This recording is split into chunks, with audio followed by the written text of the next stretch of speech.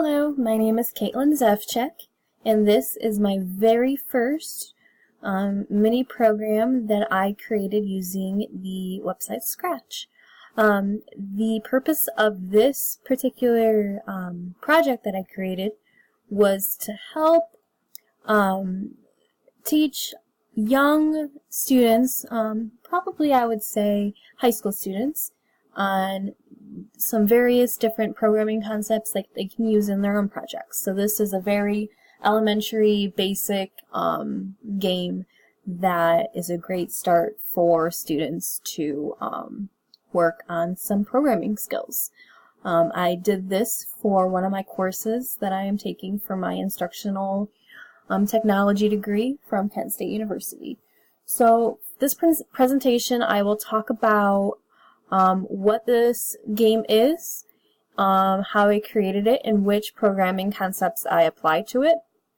And yeah, let's go ahead and get started. So the program title is called Cat vs. Dog, and as you can see on your screen, on the right hand side here, there is written instructions that you will follow. Like I said, it's very simple, very easy to navigate and follow. So to start, we're going to go ahead and press the green flag. And right off the bat, the cat will ask you what your name is. So you will go ahead and type in your name and then press the blue check mark right here. And the cat responds by saying hello in your name. To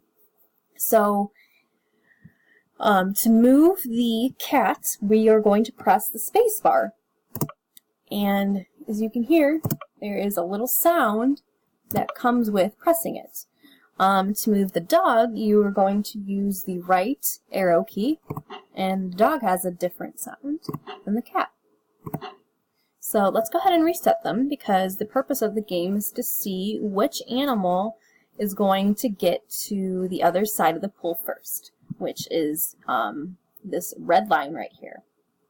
So we'll go ahead and reset. So to reset, remember, we press the green arrow, or the green flag, and then you have to type back in your name, because we reset the whole game. And we're going to go ahead and see who wins. On your mark, get set, let's go. And the dog has won. And the cat is excited because it reached the other side of the pool. So that is the game. So let's go ahead and reset it. And on Scratch, there's this handy button right here. It says, go ahead and see inside. And you can see inside any project on Scratch, which I think is very, very awesome. So let's click that. And I'm going to move the screencast over just a little bit. There we go. Looking how to navigate this part. So you have your game here, and then they call them sprites, which are your characters. And you know, right now the cat is highlighted. So these are all the instructions that the cat has. So all your programming concepts would go right here. When we click on the dog, this is all the dogs. And then we have the line, which the line's just there. It doesn't have any instructions because it just sits there. So let's go back to the cat. So let's talk about the first programming concept that I used, which would be sequencing. So the sequence I'm going to show you the example is right here.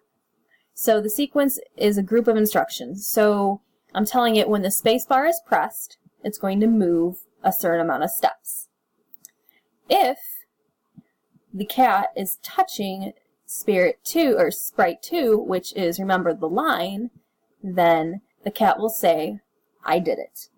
That's a sequence. It's an order of events. The next sequence would be event handling, which the event handling would be when something happens, you will do this. Which a good example would be here.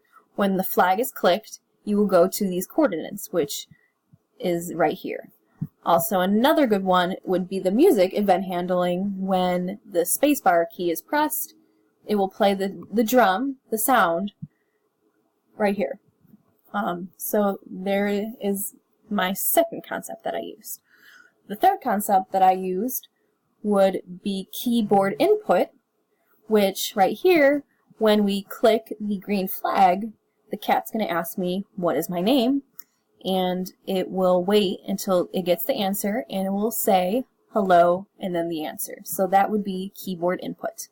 So how do you get all these together? There's a whole ton of options.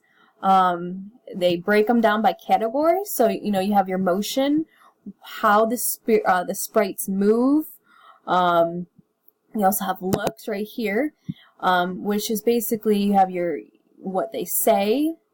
Then you have your sound, which is how I created the music. The pen, which I didn't use.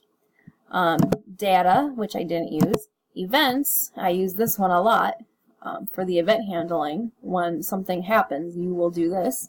Control, I use one of those right here.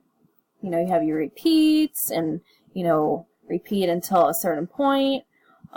Then you have sensing, which this would be, you know, when it reaches the end of the pool, when it touches the red line, and also when it asks the name. That's the sensing.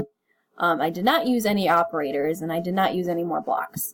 But just looking at it, there's a ton of options. But like I said, this is a simple game that you can play just to learn some basic concepts for programming. So I hope you enjoyed it, and I hope this taught you a little bit more about Scratch and what the possibilities are. So thank you very much for watching, and have a great day.